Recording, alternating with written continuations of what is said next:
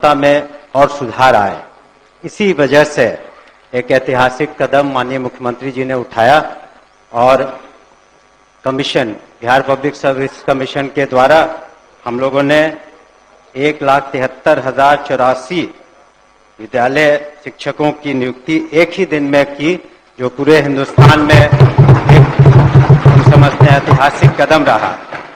इसके अतिरिक्त आने वाले दिनों में 1,60,083 और नियुक्तियां होंगी और उसमें जैसा कि एक सदस्य कह रहे थे, कंप्यूटर शिक्षकों की भी संख्या 26,000 होगी।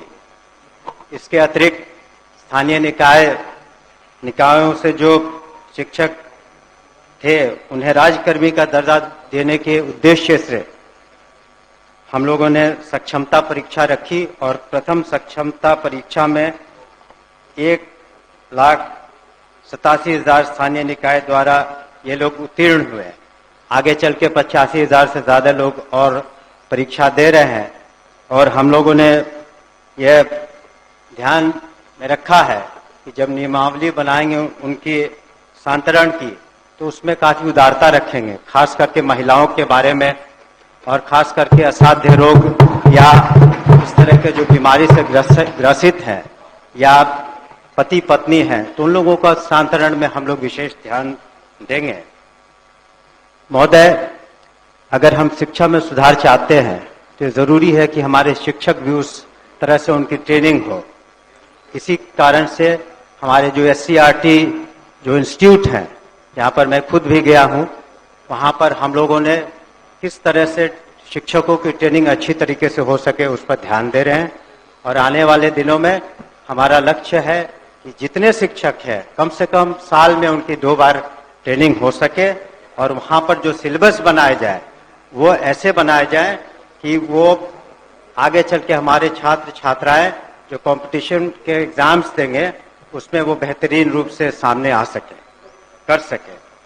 इसके अतिरिक्त जो आधारभूत संरचना है, हम लोगों ने ध्यान दिया है कि किस तरीके से स्कूलों में जो बुनियादी सुविधाएं हैं उसको दे पाएं।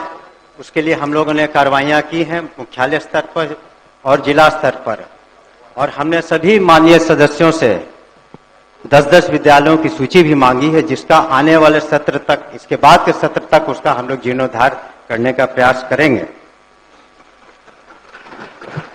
कई माननीय सदस्यों ने शिकायतें भी की थी कि जो काम हुए अच्छे तरीके से नहीं हुए हैं, तो उस पर हम लोग इंक्वायरी करा रहे हैं और जो भी दोषी पाए जाएंगे उन पर निश्चित रूप से कार्रवाइयां होंगी और कुछ कार्रवाइयां हो चुकी हैं। हम लोगों ने यह भी सुनिश्चित किया है कि जो हमारे निजी विश्वविद्यालय हैं उनका रजिस्ट्रेशन हो सके, ताकि सही आंकड़ा आ सके और जब उनका आधार सीडिंग कर देंगे तो ये पता चलेगा कि जो 25% जो गरीब बच्चे हैं, बच्चियां हैं और जिसके खर्चे की प्रतिपूर्ति सरकार करती है, वो सही आंकड़ा आ सके हमारे पास, और इस तरह से प्राइवेट स्कूलों में भी हम सही तरीके से मदद कर पाएंगे।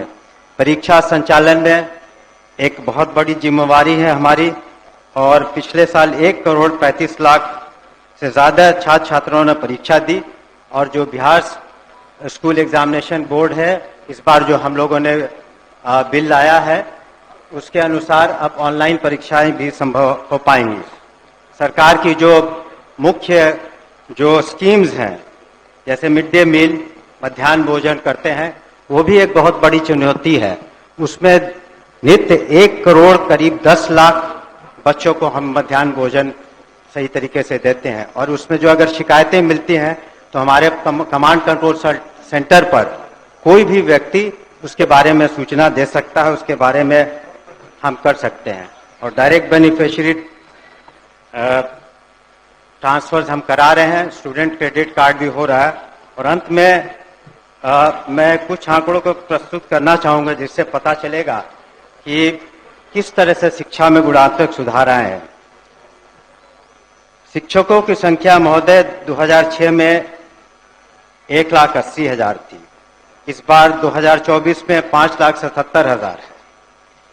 इस तरह से विद्यालय में जो छात्र और शिक्षक का अनुपात था, पहले जो 65 और 1 का था, अब 32 और 1 का हो गया।